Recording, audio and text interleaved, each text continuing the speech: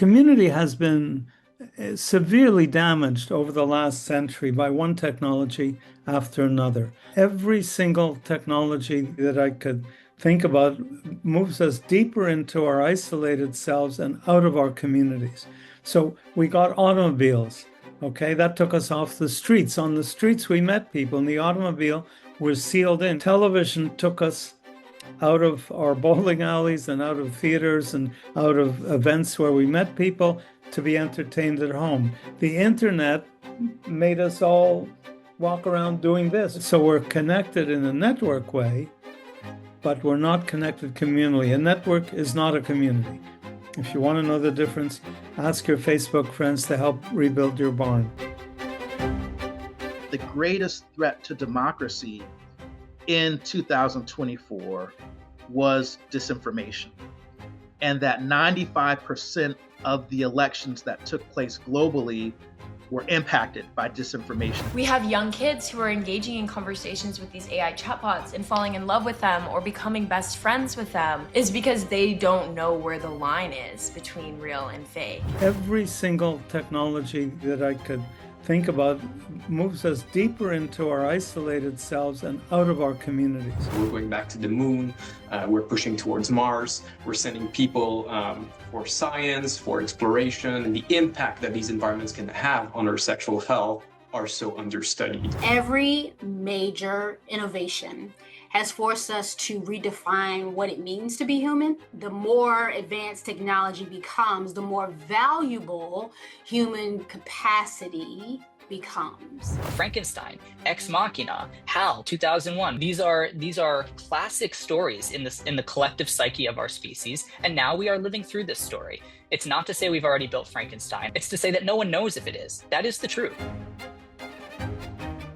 Welcome to a new season of Purposeful Empathy, a show dedicated to amplifying the voices of people from across the globe who understand the world needs more empathy and are doing something about it.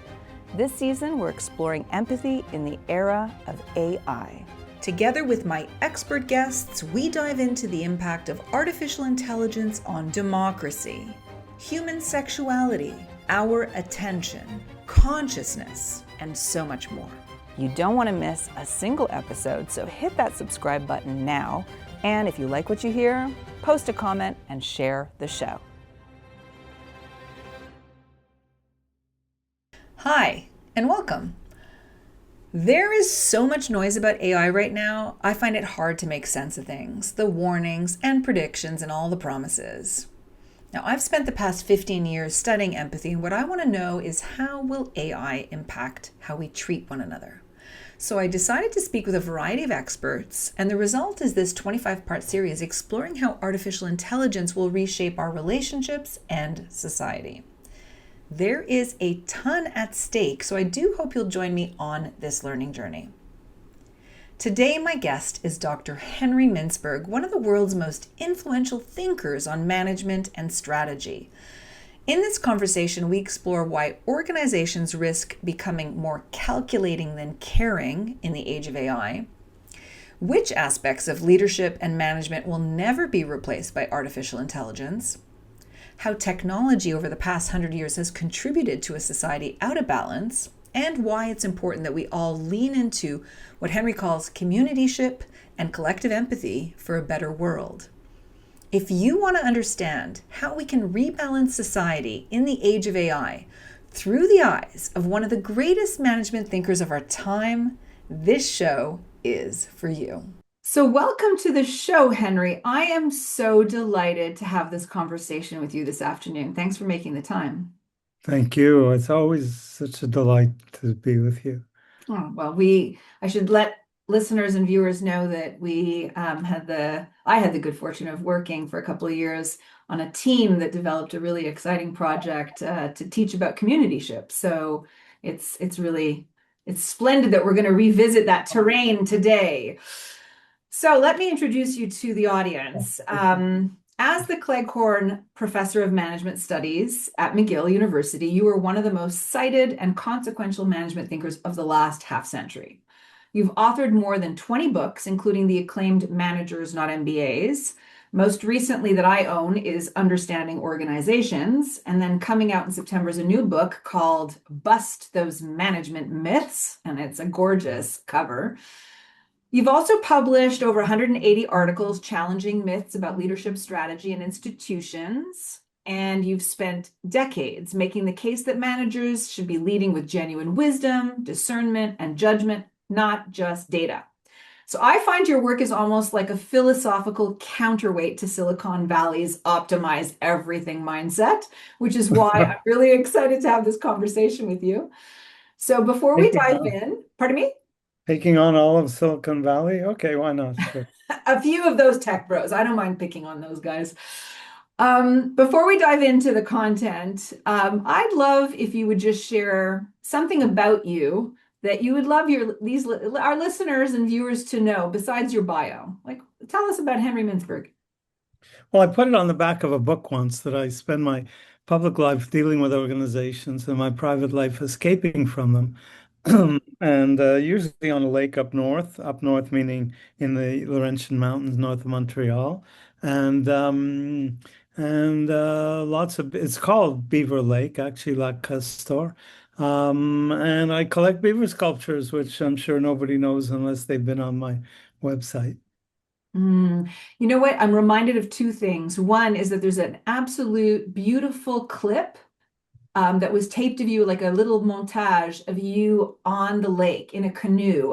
Yes, and I have a new one, a shorter one, which is explaining my view of rebalancing society in terms of skating on the lake, where the left foot is government and the right foot is business, and the shovel is community that opens the path for business and government.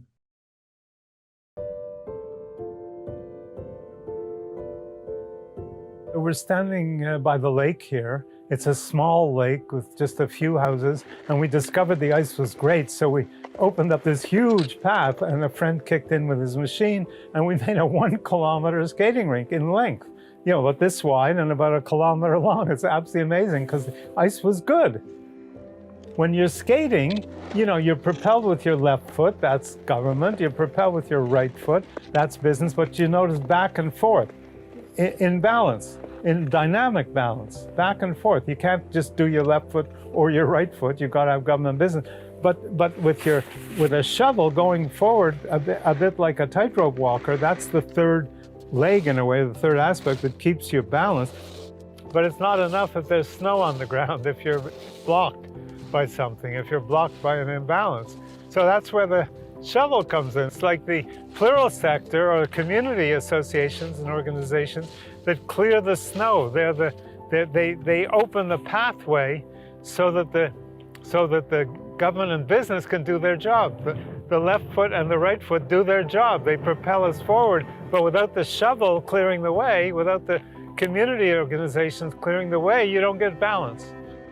When you use the shovel, as we've been doing, you're clearing the pathway, you're opening up the pathway for change. In other words, the community activity, the community sector opens the path for government and business to do what they have to do. But without that shovel to open the path, the left foot and the right foot can't go anywhere. See how easy it is to rebalance society? It's like making a skating rink.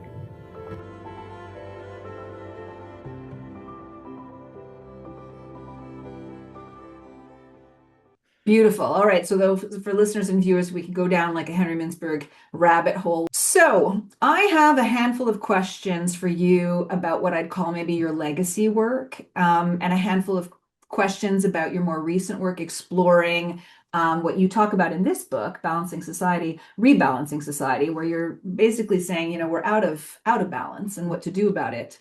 So let's start with the legacy work questions. In your work on organizational structures, you have described bureaucracies and adhocracies and professional organizations.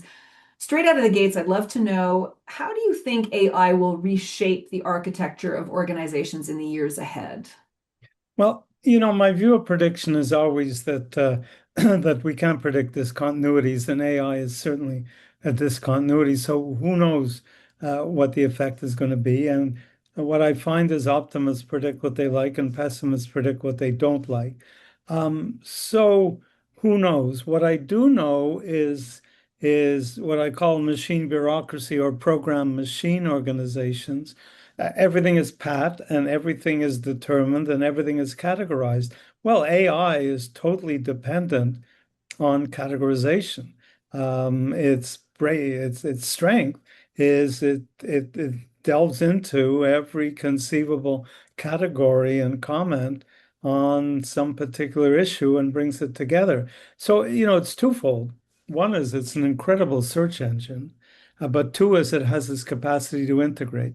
Now, to me, that's more of a machine type organization than an adhocracy or project organization, although it deals in projects. That's what it does. It deals in projects. I go on and I say, I've got this particular itch in my left toenail, and it gives me all kinds of explanations about why this is happening. So it's project based in a way, but it's not meant to be creative. It's meant to tap into existing knowledge.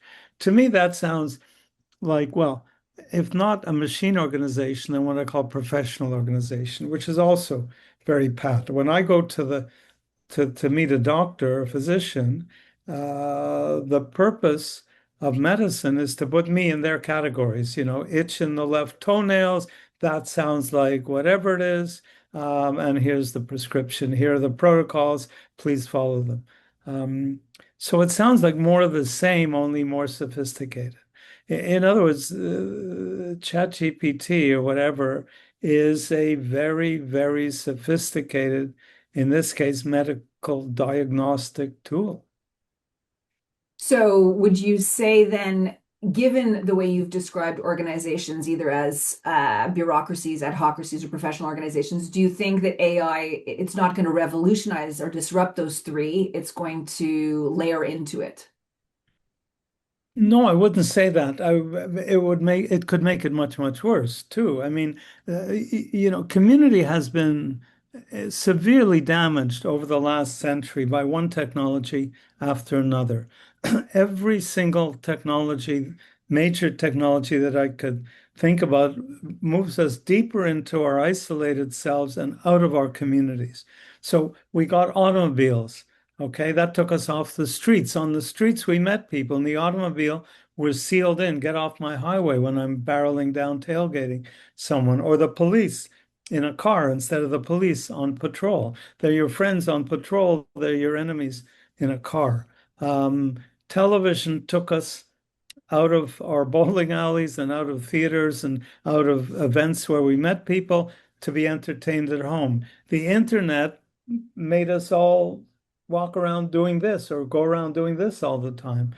So we're connected in a network way, but we're not connected communally. A network is not a community.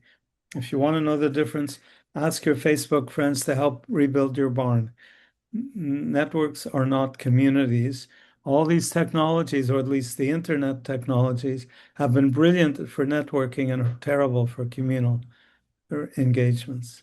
And I promise we're going to talk more about Communityship in a few minutes. Okay, to stick with some of what I call your legacy work, you've been a proponent of emergent strategy for a very long time.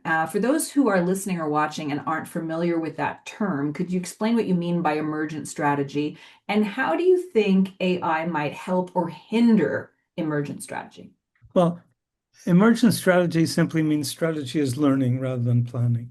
People don't plan strategies, they learn strategies. And the best example is IKEA with its knockdown furniture, its unassembled furniture. It wasn't some planning technique or somebody sitting in an executive committee saying, let's think about how else to sell furniture. It was a guy on the ground who had to get an IKEA table in his car and it didn't fit. So he took the legs off. And then came the strategic moment. Hey, wait a minute.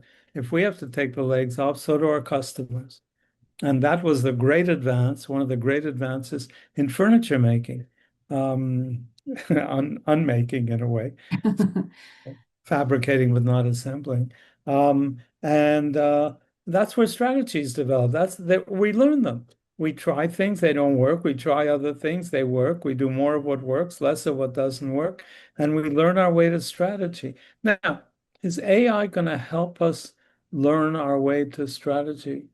I'm not sure I can get my head around that question. Is it a device that enables us to learn, or does it learn instead of us? If it learns instead of us, then it will probably have a negative effect because we'll get lazy. If it's, and there are an article I just sent you actually about AI sort of undermining our ability to learn and think and be creative. So, on the other hand, if it enables us to be more creative now, having access to more data, if you use it intelligently, is good. Will we use it intelligently? I don't know. Some will, some won't. Some will, some won't. And we're going to include the New York Times article that you just mentioned in the show notes as well. So the more you, I'm quoting back what I think are your words, the more you automate activities in an organization, the more you drive it from a machine organization to a project organization. So you alluded to that above, but could you break that down into like what that would mean? That was the most important finding of my original book on structure, which is this anomaly that if you make an organization utterly bureaucratic, which means everything is automated, imagine an assembly line and suddenly get rid of all the workers and everything is robots and everything is automated. Well, what does management do? When there were lots of workers, management had to spend a lot of time motivating them and dealing with their unions and encouraging them and hiring them and firing them and God knows building teams and God knows what else. Well, forget the building teams because they don't usually build teams on assembly line. And then suddenly you automate it all, and what happens? What's the work? The work is designing the robots, bringing them to fruition, finding their uses for them, maintaining them. It's all ad hoc work. Suddenly you've taken totally routine work, which is putting this bolt on putting 5 bolts on a wheel. They probably do that automatically now anyway. And suddenly you're not doing that anymore. So you're designing a machine that puts 5 bolts on a wheel. And that becomes much more creative work in a way. So automation, ironically, turns a bureaucracy into an adhocracy. It turns a very routine programmed kind of work into creative teamwork.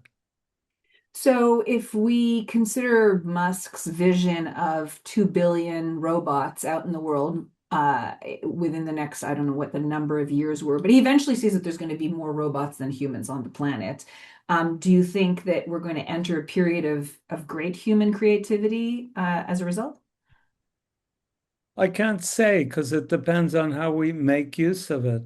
But I do think that there are all kinds of things that will be relatively untouched. I have a friend who's written a book on empathy. She's quite well known about empathy, and I have trouble finding empathy in AI, although at the end I'll give you a counterexample. But for now, we have lots of work that requires empathy. Does that mean I'm going to interact with a machine to be empathetic toward me? There was a program years ago that imitated a psychiatrist and asked all the same questions, and they claimed people felt good about this. You didn't need a psychiatrist anymore. You could just go online and get a model of a psychiatrist. Maybe that says something about psychiatrists. I don't know. Well, for what it's worth, I remember years ago at McGill being at an event where there were about 200 faculty members from across the university campus brought together to envision what university would look like in 50 years and how we should be designing for the needs 50 years hence. And I remember this one team, it was very multidisciplinary, invited to sort of do a presentation on their work as a way of sort of whetting our appetite for the brainstorming session that was to come. And so this team rolls out a table, and there was a big screen computer perched onto the table. And this is like 10 years ago, more possibly.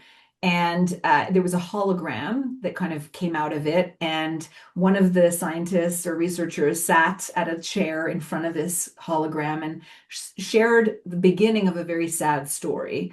And the hologram replied, "So, what I hear you saying is," like that was the beginning of the response.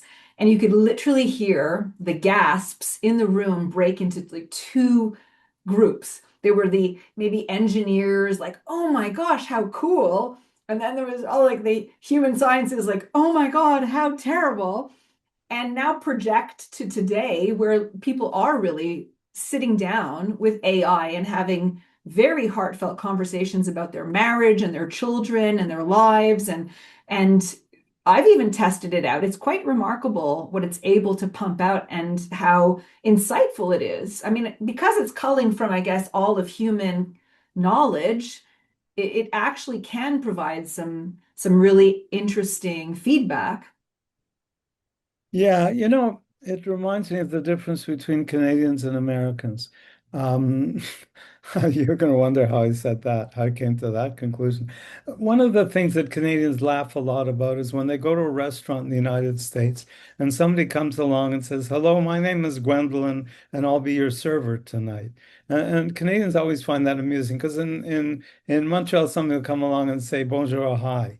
And they aren't pre-programmed to say, "I am Gwendolyn and I will be." So the Americans are very programmed even without formal computer programs. And for a machine to come along and say, "I'm Gwendolyn and I will be your delivering your meal through some kind of tunnel tonight."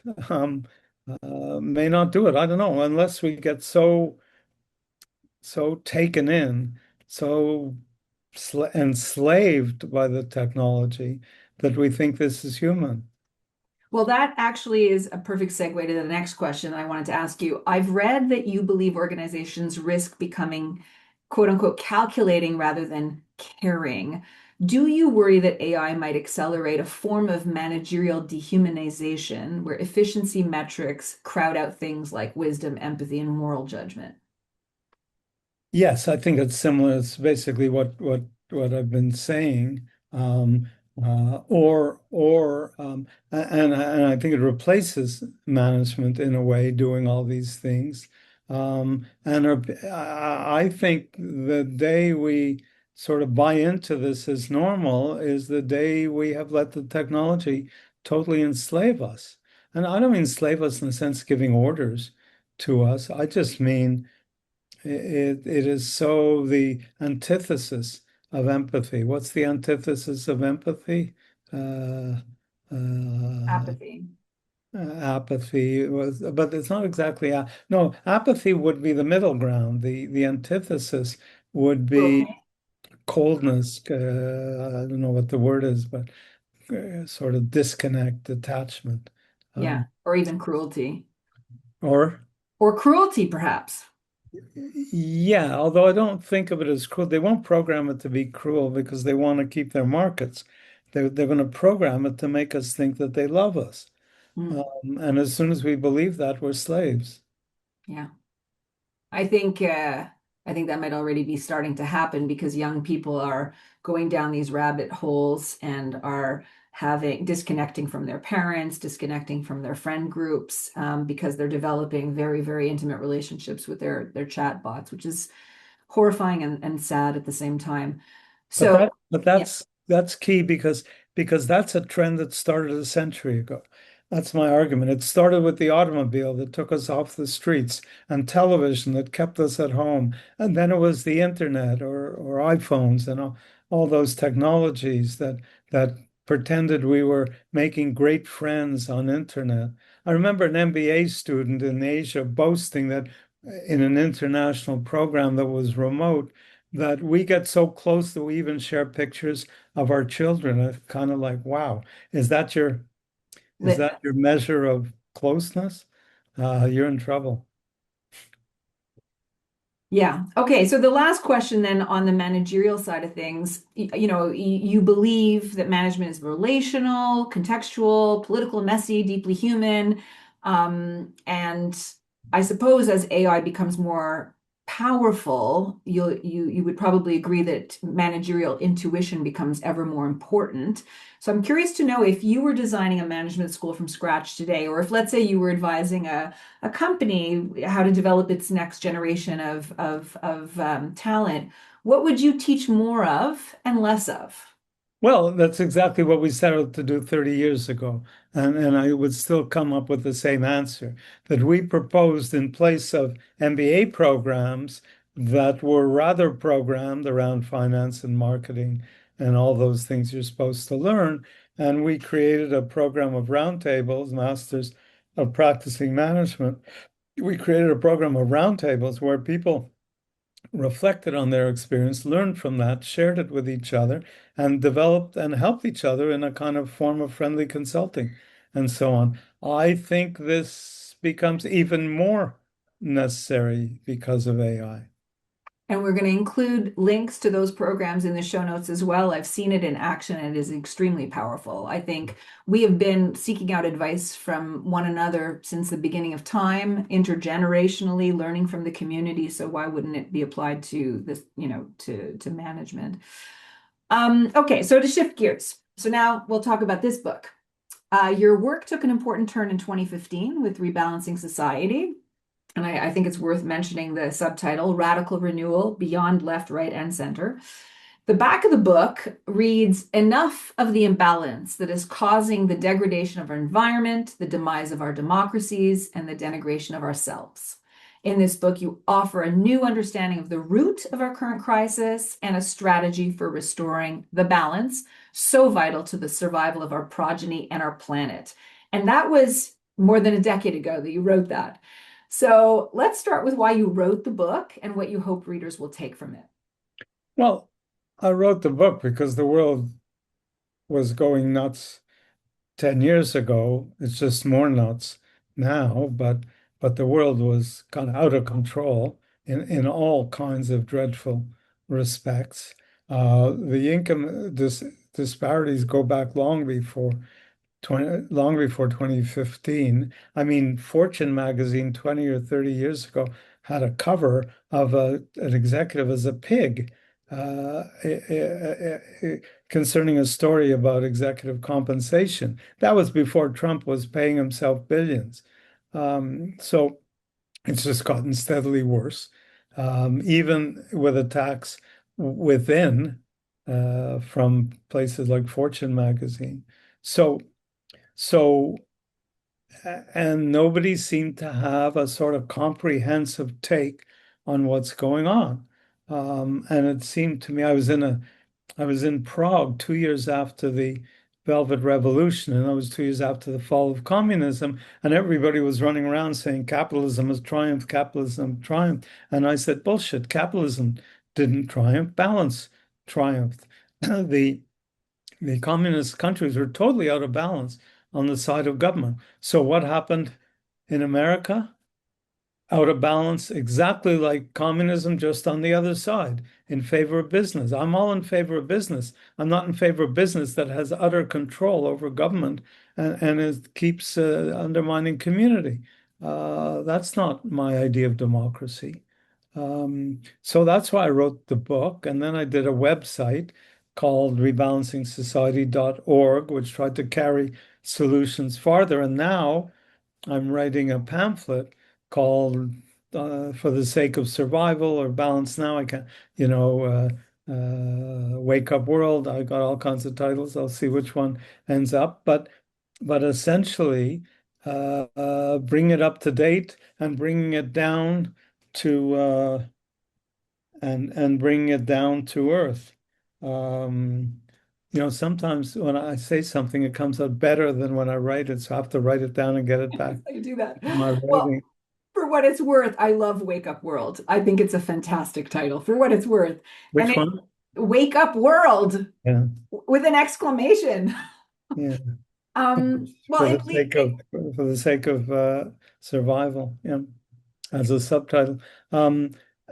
and what I'm trying to do is bring it to a tangible, wider audience. I don't want it to be more than about 40 or 50 pages, just the essence of it.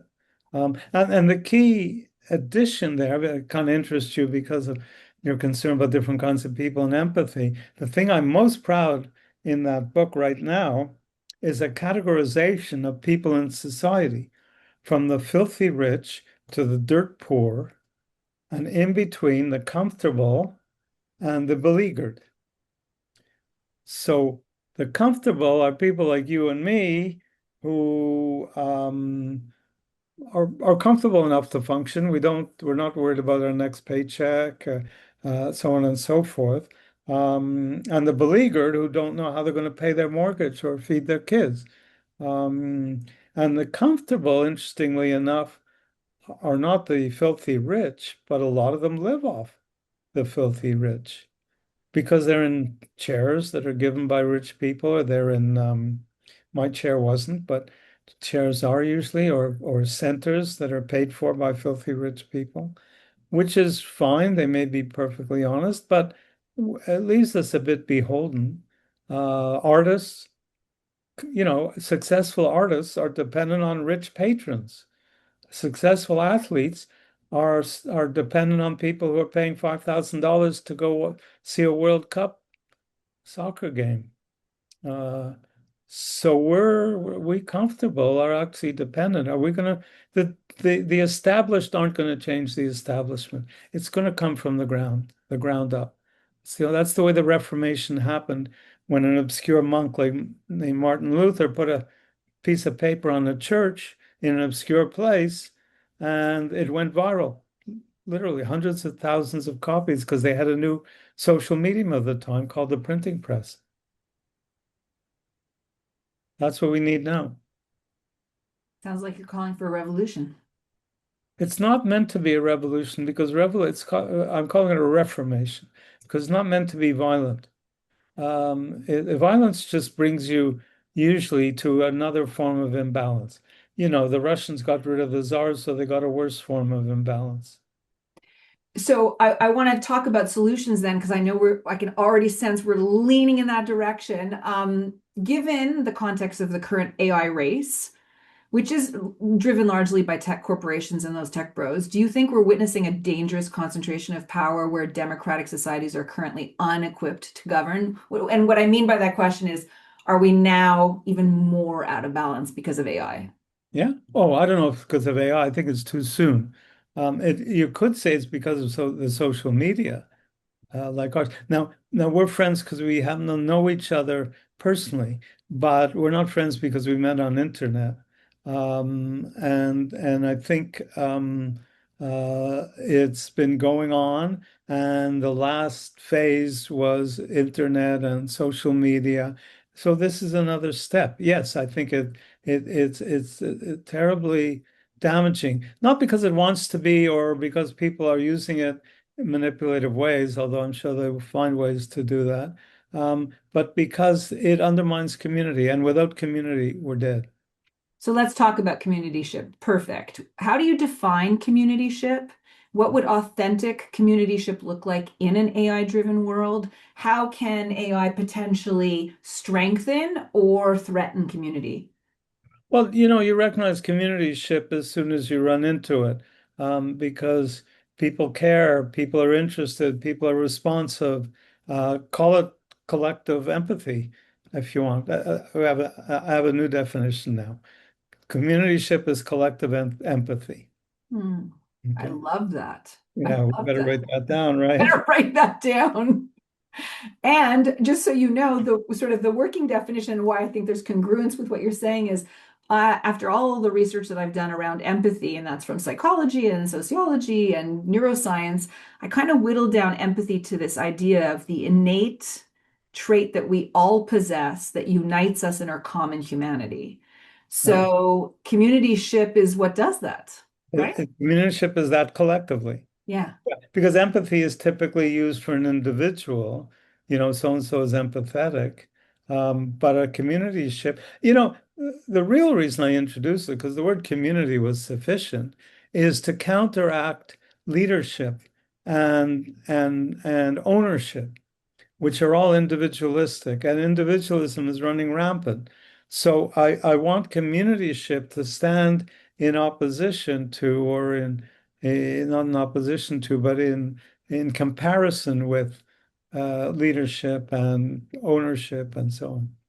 Now, you've described the plural sector, so those three polarities. I don't know if you call them polarities. I mean, I think the vision you have is of a stool, right, with three legs. So you've got the public sector, the private sector, and the plural sector. So I wonder, like, if you say that the plural sector is the glue that holds society together, is the plural sector actually now more important than ever? Yes, absolutely. We won't get out of this without it. You know what made America great then, instead of again then, is that communityship was as strong as business. The plural sector in America for 200 years, until communities started to get undermined by technology in the last century or so, communityship made America as much as business did. And if you read de Tocqueville, who wrote about democracy in America in the 1930s, 1830s, he talked a lot about associations, by which he meant community organizations like political parties and so on. Yeah, and all the citizen groups like nonprofit organizations, or would you even put unions in there or not? Which? Unions.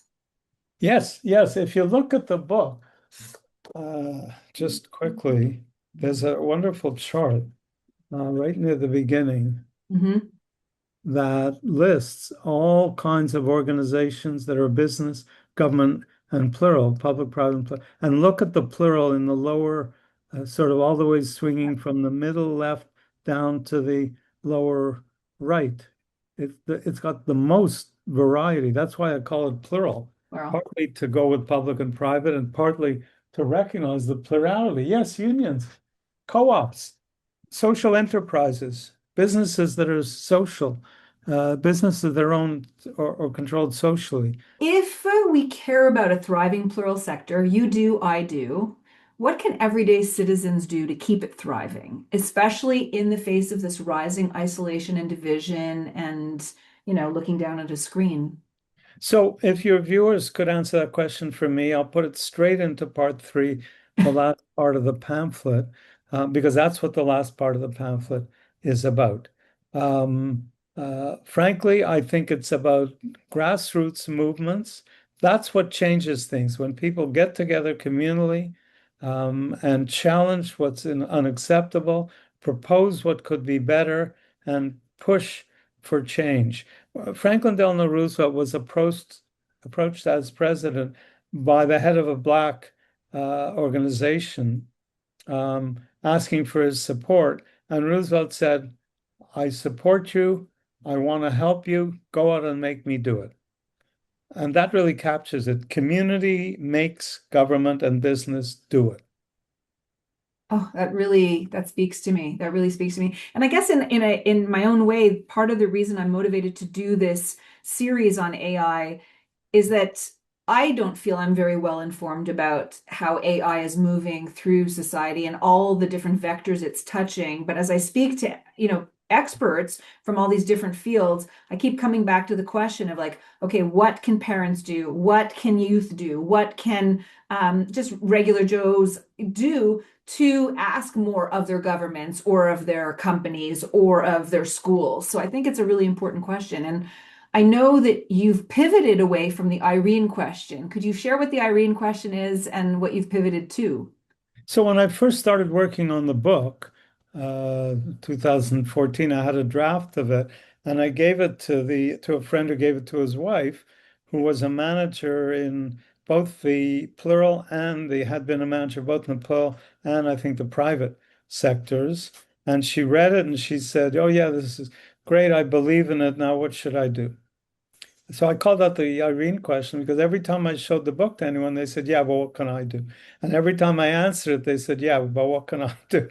And I kept coming up with more and more answers, and they kept coming up with the same question over and over again. So I now have a new answer to the Irene question, which is, you have to answer the Irene question because you're the creative person on the ground who has to deal with a corrupt politician. So in Paraguay, there was a corrupt senator who got off a trial, wasn't convicted, and the women got so mad they started pelting his house with eggs. And the smell got to him and he resigned. All right, that's an example of taking things into your own hands. Not violent, but so it's that kind of thing that comes from the ground. I can't come up with all those things. I can come up with a big long list of everything I can find.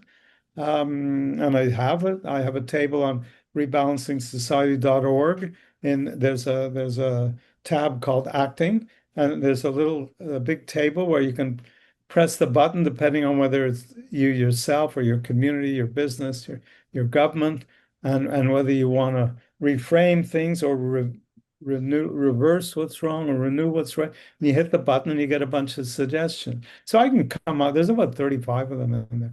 But we need more all the time. We need to come up with all kinds of new ways of doing things. So it's not just me. It's the Irene question is an I question, not only for Irene, but for I. What can I do? It needs to be a we question. What can we do? I have two thoughts as you're sharing that story. One is, I don't think if you pumped your early draft of Rebalancing Society into an AI model, whether it's Claude or ChatGPT or whichever one you use, I don't think it would pump out as feedback the Irene question or the updated we question. It's an interesting comment. Right? So I think that that's really valuable because that's one of the limitations of a machine would not say, what can I do? What can we do? Which is a human instinct, right? So one of the things I've observed, I have the good fortune of teaching fabulous undergraduate students at McGill. I mean, really amazing young kids. And I love my students. I have for all the years I've been teaching. But one of the things I have noticed, and it saddens me, is their lack of agency. I have noticed a whittling down of agency. And the question that is provoked by what can we do assumes agency. And so I think one of the core skills that we need to develop in the face of what you're saying to rebalance society, the urgent need is the capacity to feel that we have agency and then to act on that. It was just a bit of feedback that I had. That's what came to me as you were talking. Yeah. So if we were having this conversation, Henry, 20 years from now, what would you hope society chose to protect as AI transforms the way we live and work? I mean, what would success look like, not just technologically, but like for humanity? Well, I wonder if success wouldn't be using AI, but in spite of AI, which is to restore balance in all kinds of respects. I mean, it's obscene that what people are paying themselves in chief executive jobs. It's obscene how we're living in horrible heat waves and not doing a damn thing. The COP conferences are cop-out conferences. The governments from around the world go to the conferences, come home and make 40-year plans. 4-year governments make 40-year plans, and those plans aren't worth the paper they're written on as soon as the new government gets elected. So it's sick. It's sick, and nobody seems to realize it or take that kind of broad perspective. My difficulty is connecting with people who are going to say, hey, why aren't we listening to this argument? That's what I need desperately. You're helping today. And yeah. Yeah, well, the companies are spending so much effort keeping our attention glued to their algorithmic platforms to turn over a dime. I mean, it's really hard, I think, to pay attention. It's hard to cut through all of that, the stickiness that is social media. And okay, so I want to turn to a final question about empathy. I always ask it as a final question, but before we move to that, I want to ensure that we've covered all grounds. Was there anything that you wanted to bring into the conversation? I know that we talked a couple of days ago and you mentioned something that has stayed with me about cars and how there's risks involved with AI, but there were risks involved with cars too. Can you share that anecdote, please? Well, every new technology brings consequences that are both positive and negative. We tend to focus on the positive. I remember reading years ago about a sort of a mysterious new technology that's being proposed, and it's going to make your life much more convenient. It goes on and on about all the wonderful things it could be doing, and you can have it as long as you recognize that several million people a year will be killed by this technology, and that's called the automobile. So when you told me that, it has stayed with me. And I think that's sort of where we're at. But we all developed a society that puts on seatbelts and regulates the speed at which we can go down the thoroughfare. And we've got citizen groups from the plural sector, like Mothers Against Drunk Driving, trying to educate the public. So we need an upswell of citizens engaged in this conversation about how AI is going to impact their lives. That's what we need. Yeah, but it's hard for regular people to do that. Even the experts can't make up their minds at this point. So it's hard for people to understand it. I think rather than worrying about AI as such, I think they need to worry about their communal relationships. To focus on that. Yeah, collective empathy. All right, I'm going to keep that in mind. I love that. I love that you're using empathy in one of your sentences. I love it. All right, so as a final question, and thank you so much for spending this hour with me, Henry. So delightful. The way I like to end the conversations, regardless of topic, and I've been doing this for years now, is asking the question, can you think of a time in your life when you were on the receiving end of empathy and what that meant for you? I would say about once a month, on average, I get an absolutely wonderful letter, email. Approximately, I don't know if they're 12 a year or 6 a year, but periodically.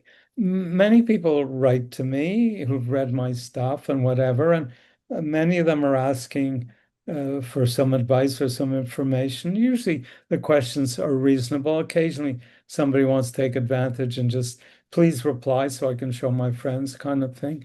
But mostly they're reasonable. But once in a while I open one and it's startling. It is so heartfelt and so wonderful. And it's empathetic for them to do this for me, to send me, I struggle so hard to get my messages across. And to read an email like that, where somebody just says, you've changed my life, or you've just opened up frontiers for me, is fantastic. So that's my answer. But I also have another answer, because I also got an email of sorts, or an email reply of sorts from ChatGPT. And it epitomizes empathy. So let me read it to you. It was just a few days ago. I was searching for something, and ChatGPT came back. I was asking about something I'd written in my healthcare book, Managing the Myths of Healthcare.